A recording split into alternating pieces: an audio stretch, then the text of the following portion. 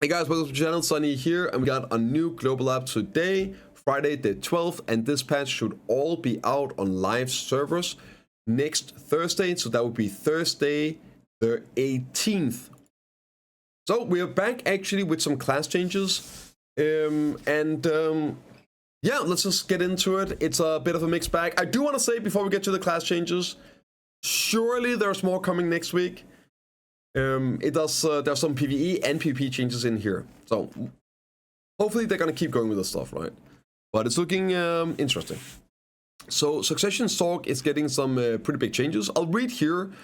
I'm not 100% into the Sorg kit and everything, but I'll just read what they're doing, right? The Sorg has been improved, focusing on the traditional role that it lacked in various combat situations. As the battle unfolds by combining long range and close range techniques, and focus has been on enabling more stable control with long range techniques.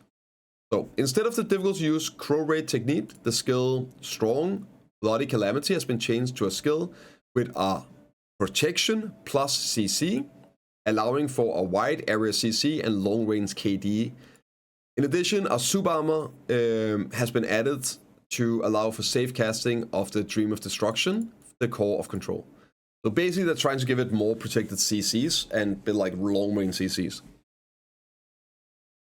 And it seems to be obviously like main hand and the Succession, nothing specifically for Awakening, right? So input changes here, and then Darkness, input changes. The magic reduction up to 15 has been removed, and the skill damage has been adjusted, got some damage buff. It can't be registered in the skill slot, and the maximum range projectiles have been increased by 60% compared to before. I'm not sure what ability this is, if it's like a DC ability or not. River, Dream of Destruction. Obviously that's suck, I'm not 100% sure. Maybe it's absolute. Change so that super armor is applied during the casting. And yeah, the defense judgment does not apply when using attack actions or pull destruction techniques. I'm not sure what that is. Stamina has been changed to consume 150 per second, same as Bloody Calamity. Then you have the crow attack. It lost the bound, and the skill's been skills that have both offense adjustment and a status have been changed to Strong Blood Calamity and the Dark Blade skills. Then it got a movement CC increase. So Bloody Disaster here added a stun on the first hit and a KD knockdown on the second hit. It also applies in PvP. Reduce the effects of the hit power and bleeding damage has been removed. However, there's a lot more here, right? So when a hit is successful, the changes, the effects of attack speed and cast speed reduction 10%, 5 seconds have been removed and changed to minus 36 accuracy. So 36 accuracy reduction here. And then they've added a 20% attack and cast speed. So it lost a 10% attack and cast speed, and it gained a 20% attack and cast speed debuff for 5 seconds instead over here on Waves of Darkness. And then for the Blade of Darkness, a forward guard has been added and changed to applied to attack moves as well. Oh, it really seems like they are pumping out more protections, and you'll see it down here as well. It was one of the things I kind of predicted with the removal of resistance. They're probably going to lean more into more protections. So it does look like that's what they're gonna do instead of nerfing the protections, the super protected classes like Deadeye, right, for PvP. Seems they're leaning more into it. There's a lot more protection stuff coming on the other classes here as well, some of them. So for the Goldfish, Awakening, additional hit of the skill has the attack structure modified to match the actions. Number of hits increased by 1, and activation speed increased, and the side HR chain activation speed increased as well. Lots of stuff for Suck Valkyrie, but it's still Suck Valkyrie. So the Valkyrie has been adjusted, engaging. Suck Righteous Charge now grants immunity to CC from rear attacks as well, providing an additional option for safety for advancing or retreating. Improvements made so that Prime Judgment of Light and Prime Divine Power can be comboed together, allowing to maintain its defensive effects while dealing damage in combos. So easier protected movements, and also easier protected comboing for Suck Valk. That's the gist of it. And lots of AP. 36 melee attack power. And a quick note about melee attack power. It stacks with all attack power buffs. So if you're in a group or doing group stuff, or you have another way of getting all attack power buffs, that stacks with melee. Whereas if you have all attack AP, it doesn't. So 36 melee attack power on these here. Improved to link with the quick movement of Sword Glory after Light's Judgment 1 and 3, and the intensity of the character's movement slowed down while using it has been reduced. So less slowing down. And the holy power here, the skill's been improved to always activate quickly when activated with the control key. When activated with a skill slot, the attack is activated after preceding action as before. So then here, right, and goes really quick into it. Then you have Inslance Divinity, Light Cutting. The 16 attack power increase when shield chasing has been removed. However, it gets the 36 melee attack power, so 20 more attack power. And then you have this new ability. The following technique has been added, which is your WF 7-second cooldown. The way it reads is I'm gonna try and copy it again here, right here. It reads as it's basically having I don't know why it does this. Super armor front guard. I think it just gives you super armor front guard, like a shield class Q block on the movement. 7-second cooldown as well. So this would be great for something like that's one of the things War's been asking for, some sort of protected movement. So Sockvalk is getting that now. And also after sexual hit is proved to link more quickly with the punishment, counterattack, just blah blah blah, right? So yeah, pretty solid. And Corsair is getting some love here. PvE Corsair has been improving skills and comboing. Like I'll just read through it, right? So Succession, improvement connecting first and second hit more quickly, and after the second hit, faster chaining to this like third hit, right? Super fast, super quick, super smooth. And improved to allow faster chaining with the skills Waving Shell and Rising Wave after using skill, and big, solid, juicy PvE damage buffs on top. On like pretty much the entire kit. Some of them bigger than others, right? So like it's like around 10% damage on a lot of the abilities, like 5 to 10% damage increases in PvE on the entire kit. So yeah, I guess that's nice. I don't know if that's actually enough for Corsair, but it's a nice damage and a bit of speed up here. So hopefully it's gonna make it at least playable PvE class, man. Super deserved. And for Awakening, Awakening's also getting some love. Awakening's actually doing pretty decently at some of these in-game spots though. But here, this is the grab, right? I think it's a grab. Improved to link more quickly with the sharp piercing skills after using the grab. So it just goes quicker into the next ability. Way more smooth. And cooldown reductions. Cooldown reductions. 1 second cooldown reductions, Captain's Orders. A mosquito that blocks the sun. 2 seconds cooldown reductions. Virtual Pirate from 5 to 4 seconds. That's a 20% cooldown reductions. Chance of damage dealt is reduced when using it on cooldown. And then also PvE damage increases on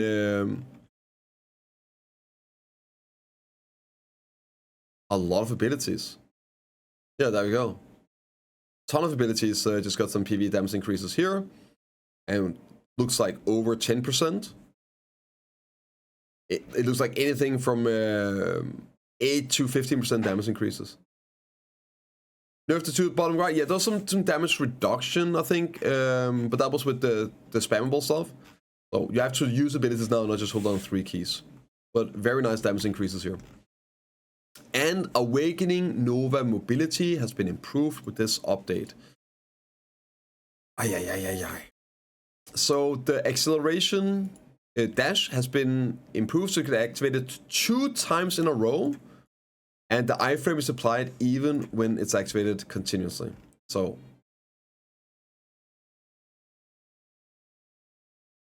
as I said, it really looks like for PvP, they are going more into protected movements and protected stuff instead of reducing it, right? And reducing CCs and things like that. So yeah, they're leaning back into this stuff. Which is why, again, very important. Wait and see what happens with the rest of the classes. Right. Surely it's not a one and done. Surely they're going through more classes as well, right? So the Sega XP have been changed, so it's adjusted to activate continuously from all directions at the same time. And cross orbit, acceleration cross orbit, add ability to left click Royal Swordsmanship to chain when the skill's on cooldown. I mean, it just looks great, man. It just looks great. So they're adding some movement on abilities again here for Nova, and then giving it super protections here in this. It's gonna be pretty crazy. And Awakening Dracania as well. So the passive here will now grant. What was that? 18 AP and 15% attack speed, regardless of the dragon status, the stance. So that seems to be like just a passive 18 AP and 50% attack speed, even when you're in the different stance, right? Also, activation speed, when the skill activates continuously, the activation speed of second, third hit has increased. When it's activated consecutively, the activation speed of first and third has increased. And Claws the Spleen, right-clicking and holding it will now link to the second hit of the Storm Piece of skill. And also the activation speed of the Dragon Breath has been increased. It's a lot faster now. It's a lot faster. So, and then you also have some damage increases here. It seems to only be for PvE. And it's just 2 abilities, right? So there's some pretty big PvE damage increases as well, though. And this will also be like just DPS increases. So for PvE purposes, it might be actually really good now. For Wukong, yeah. Divas was here, and he corrected me if I remembered wrong. The TLDR is that you can lock the buff here, right? And when it's locked, you still get the effect of Rushing Strike. Among the hair effects, right, has been added. So, like you can basically, you can like lock it, so but you still get the best damage of it. Let me see what he wrote. I got you right here, dudes. I'll just check the log. I'm on 4.5 hours sleep, by the way, guys. I am sorry. If I'm a bit exhausted today. I've only slept 4.5 hours. Did like a 12-hour stream last night or yesterday. It makes it easier to start. Okay, let's see what we got. Where. You can now lock the passive in PvE and not lose damage, and his highest DPS skill doesn't get worse in Buddha form. So that was basically the TLDR of the changes here. The duration of the super armor has been increased to last until the finish, so you see the difference here. See, the super armor disappears. So there's a bit of a gap there. Look here. There's now no longer a gap. And also, the range have been fixed here, right? So when using skill proves so that it moves a certain distance and activates regardless of the hair buff effect. So more consistency. This stuff here, it's just a lot of descriptions, nothing really, except one line. An issue where success sometimes occurred when attempting a grab on a target that was already capped out on CCs has been fixed. So currently, and don't do this, guys, it's obviously a bug and an exploit, right? So don't do it. Surely nobody would do such a thing. So currently, it's going to be fixed next patch, right? If somebody is CC'd twice, pretty much all classes can then try and grab them on the ground, and different classes have different success rates on this. Some can do it 100%, others like 10% chance of working. So you can just grab them and it will actually do the grab animation, but obviously they're on the ground, but it still applies the grab CC on them, which actually re-CCs them. So you can use it for extending right now. That's why you can do like, you'll probably see like crazy extended CCs. It's a bug, thank God it's getting fixed. So that's good. Also, there has been some changes to contribution this patch here. You can now get more contribution. Great. And they are making it easier for up to 500 CP. Also, the increasing contribution gains when completing main quests and adjustment of experience required to increase contribution, right? So you see here, the percentage decrease on contribution. So that's a lot, right? That's a lot. And it says here, the amount of experience required has been adjusted as follows. You see here. And the experience required to increase contribution has been adjusted. Your current contribution experience may be displayed as 100% or higher after update. And the contribution will increase when you acquire any EXP in that state. So if you log in after the next patch, right, you see it's weird. Just acquire any amount of contribution. You can do a quest. You do any turn-in of the byproducts, and it will update. I do remember you saying that, Bolsey. You were right, yeah. Of course you were. Throne of Edana stuff, there's some good changes here. We're making a few changes to Throne of Edana content, the final challenger, right? So, the TLDR for this is, you can use the tokens now to sign up after the throne fight. So instead of it being like the Thursday, you can now use it right after. And also the token lasts for 24 hours, so you're no longer gonna have this where you kill the boss before maintenance and then can't use the token, then it expires. So that's getting sorted out, and the window at which you can do it, right, is then also longer. So you can sign up for the next week's boss earlier, if you have a token. And the token lasts for 24 hours now. 24 hours, and the black curtains featured has also been added to the final showdown, the 1 versus 1. So it's going to make the zone smaller until 1 minute remaining. And the Throne of Edana, the final space with this black bar is going to be reduced by 25% compared to before. So right now, it's still too easy to just try and stall out in the big 10-man skirmish. So they're reducing that size. Next up is changing the location of the Orbiter Throne of Edana. Instead of being inside the castle, it's going to be out here in this area. And this gives me a bit of hope because I did Caution this week. Spoiler alert. And I signed up for the fight. And if you've done the Caution fight, you realize how absolutely horrible that location is. I couldn't come up with a worse spot for having these fights, even if I was paid to do so. So I'm really hoping that the Caution Throne of Edana fight is not inside the castle. I don't want to spoil too much about the fight. It is just absolutely agony. So if you ever do the quest on all, you'll see. But yeah, we'll find out. I'll sign up, so I'll be doing that on Sunday, and I'll try and record it, and we'll do the mod review on Monday. Next up is a nice little buff here to the fairy continuous hand care, whatever, like the one that pops buffs. It now, instead of being 20 buffs, it's up to 25, but only on level 5. For some reason, no buff to level 1, 2, 3, 4. And I will say this again, every single time there's anything to do with the fairy, I will have a short little rant about how much I hate the fairy system. It's super predatory. It's the worst, like most predatory system. The page and everything that's just stupid and annoying, but this here is just downright predatory. Fix the fairy system, PA.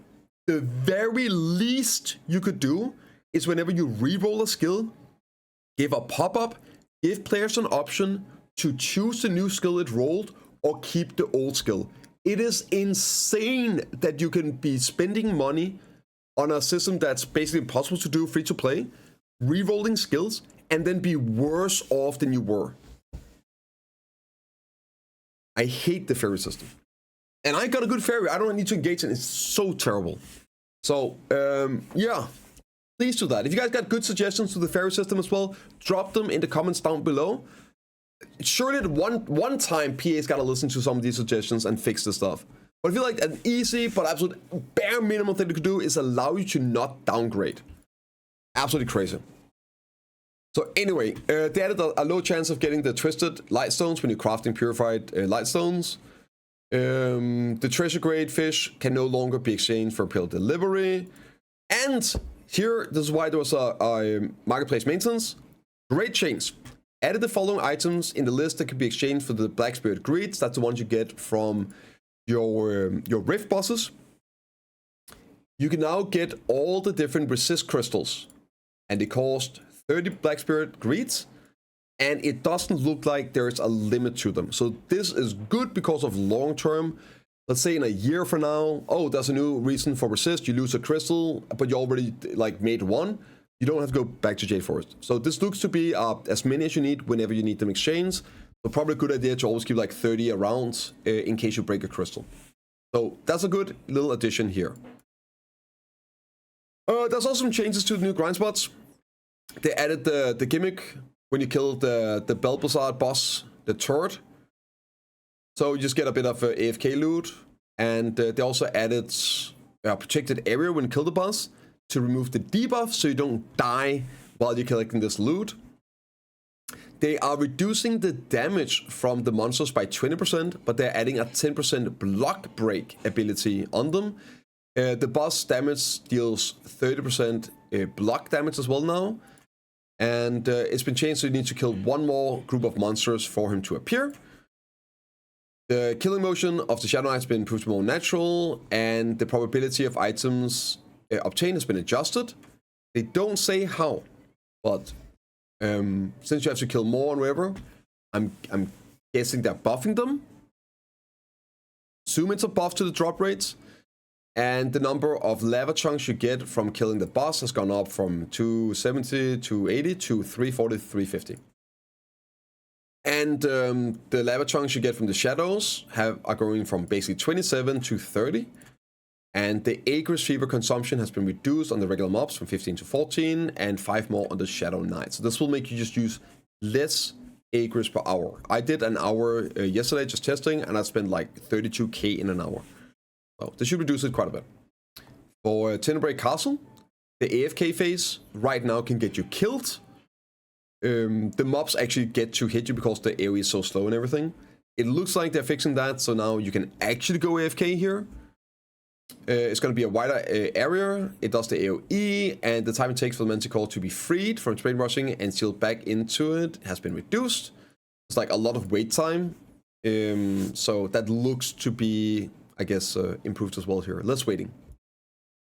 And they just disappear more quickly after death. So there's like some more quest knowledge stuff. For Node Wars, the location of the fortress in Calthan have been adjusted. They've been moved. The title menu has been improved. This is kind of nice. It's a little something something. The title color will also display in the title list when the actual title is applied. If you acquire a new title, it will be at the top for the day, so you don't have to look for it. A new title will be at the top of the list for the entire day, and the wait time applying it is going down from 60 to 30 seconds. So just nice little improvement of the system here. And there's a bunch of fixes and changes. I read through them. There's nothing about Horse Cornerstones in this one. It's just a bunch of small bug fixes and stuff like that. Nothing really too crazy.